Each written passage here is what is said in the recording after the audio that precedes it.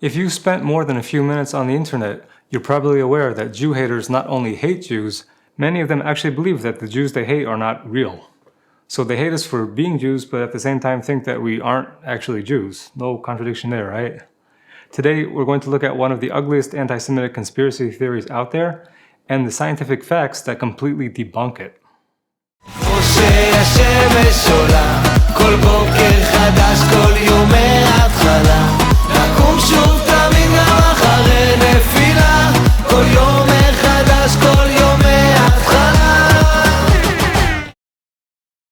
Welcome to Lion from Zion.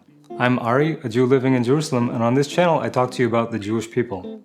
In the last video on Jewish history, I explained that Jews are unique in that we are a religio nation, people with both a national identity and a religion. In today's video, let's talk about Jewish peoplehood in more detail, because amazingly enough, some anti-Semites deny our very existence as a people. But before we do that, just a reminder to like the video and subscribe to the channel if you enjoy the content. And please consider becoming a member to get access to exclusive content. The link is in the description below. Let's start with the basics. What is a Jew? Essentially, there are two ways a person can be a Jew. Either their mother is a Jew, or they join the Jewish people through a proper conversion. Jewish identity has been matrilineal ever since biblical times. Around 2,500 years ago, Ezra confirmed that even though their fathers were Jewish, the children of non-Jewish women who had not converted were not part of the Jewish people.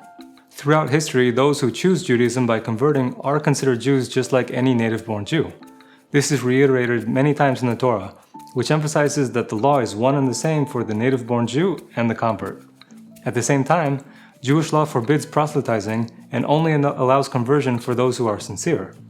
Both because of this and the widespread public persecution of Jews throughout history, conversion has been extremely low. What about the different groups of Jews? Over the last 2,000 to 2,500 years, most of us have been scattered throughout different lands during our exile from our native home of Israel.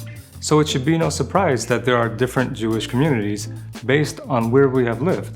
The Ashkenazi Jews, who lived in Europe during the exile, the Sephardi Jews, who lived in Spain and North Africa, and the Mizrahi or Eastern Jews, who remained in the Middle East, are the largest communities of our people. There are also other communities, such as the Ethiopian Jews, who are in Africa, and the Bnei Menashe Jews from the area of India. But no matter where, all of the communities have preserved our identity and traditions as Jews from generation to generation throughout the exile. But according to anti-Semites, there's another Jewish group, the fake Jews. This conspiracy theory dates back to the 1800s, but it really picked up steam after the Jews managed to re-establish our state in our ancient homeland of Israel in 1948. The theory was part of a transparent attempt to deny our historical rights to our land. This conspiracy claims that Ashkenazi Jews are descendants of Khazar converts in the Middle Ages, who somehow moved from the Caucasus Mountains to Eastern Europe after their own empire disappeared.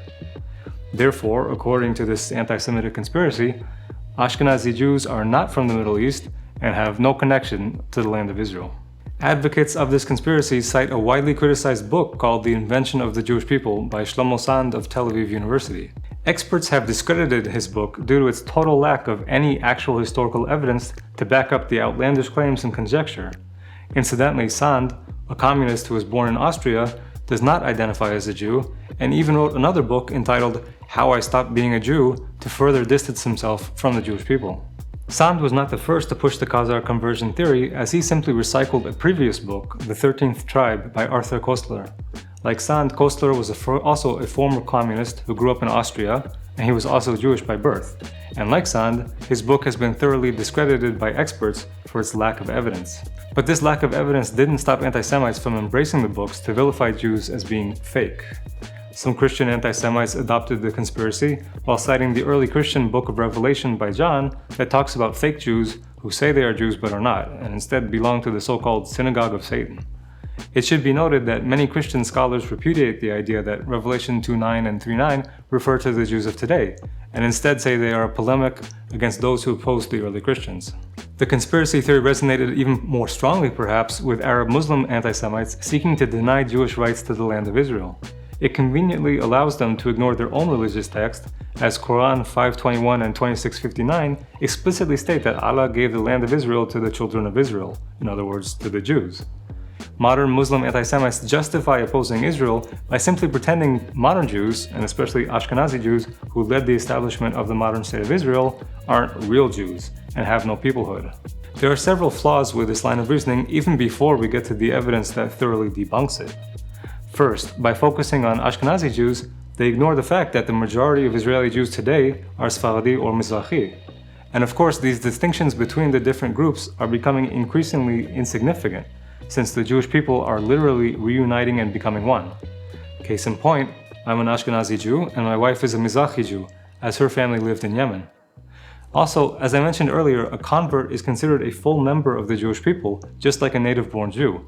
So even if the conspiracy theory was correct, which it isn't, it wouldn't change Jewish rights to the land of Israel. So what are the facts about the Khazar conversion theory? There is very little historical evidence that the Khazars ever converted to Judaism, and the interpretation of the meager evidence that does exist is a matter of debate. There is even less evidence that there was a wide-scale conversion in Khazaria beyond some members of the elite. Further, there is no historical evidence that today's Ashkenazi Jews are the descendants of Khazar converts. If you are interested, I recommend watching the videos of historian Henry Abramson, who has covered the historical evidence on this topic in depth. In contrast to the lack of solid evidence for the Khazar conversion theory, detailed historical and archaeological records show that the history of the Jews goes back to Israel and definitely not to Khazaria. Some Jews are even able to trace their lineage straight back to King David. But things get even more conclusive when we look at solid evidence that has emerged in recent years and puts the conspiracy theory to rest once and for all. Jewish peoplehood is very conclusively proven when we turn to recent genetic research that has thoroughly debunked the Khazar conspiracy. Let's look at the findings now. I'll put the links to the various studies cited here in the description below, so be sure to check it out if you want to see the actual data. Numerous genetic studies conducted over a period of 20 years were compiled and presented in a book from 2012 entitled Legacy, A Genetic History of the Jewish People by geneticist Harry Oster. These studies overwhelmingly prove that all the Jewish communities, including the Ashkenazi Jews, share a common origin in the Middle East, namely Israel. The genetic research shows that the DNA of Ashkenazi Jews and other Jewish communities share unique common traits, debunking the fake Jew conspiracy. Even more to the point, a large study from 2013 published in Human Biology found there is no evidence from genome-wide data of a Khazar origin for the Ashkenazi Jews, as per its title. The data showed specifically that Ashkenazi Jews share the genetic ancestry most closely with other Jewish populations. It found no genetic similarity between Ashkenazi Jews and Caucasus populations that most closely represent the Khazar region. Ashkenazi and Sephardi Jews were found to have a high degree of genetic affinity with each other and not with the non-Jewish host populations in Europe and North Africa, among whom they lived for centuries, as was proven in a 2001 study published in the American Journal of Human Genetics. But just how closely related are the different Jewish communities, genetically speaking? A 2010 genetic study called Abraham's Children in the Genome Era, which was published in the same journal, compared the genetic structure of the various Jewish communities and confirmed they all share an origin in the Middle East. It further found that, on average, any Jew from any of the different groups shares DNA with other Jews at the same level as a fourth or fifth cousin in any diverse population. A fourth cousin is someone with the same great-great-great-grandparents. Geneticist Gil Atzmon, the lead researcher of the study, told the New York Times that this genetic relationship between Jews is 10 times higher than the genetic relationship between two people randomly selected from the streets of New York City. All of which is to say that we Jews may have one of the smallest countries, but we are the biggest family in the world. But the scientists found something even more amazing when they conducted genetic research on the Kohanim. This Jewish priestly line descends from Aaron, the brother of Moses, and is patrilineal. In 2009, a study published in Human Genetics found that the majority of Kohanim from the different Jewish communities, including Ashkenazi, have a unique Y chromosome haplotype called Cohen modal haplotype, CMH. The study revealed that this extended CMH lineage originates from a single male ancestor who lived in the Middle East a little over 3,000 years ago.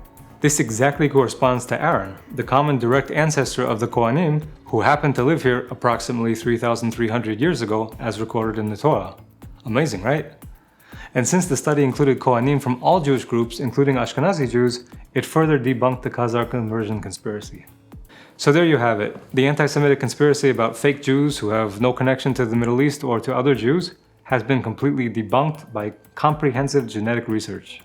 The research confirms that Jewish peoplehood is indeed real and that we do originate here in Israel. Were you surprised by how strong the evidence is? Let me know in the comments below. I hope you enjoyed the video. See you in the next one. Thanks for watching to the end of the video. Be sure to hit the like button and click subscribe and the notification bell so you don't miss our next one.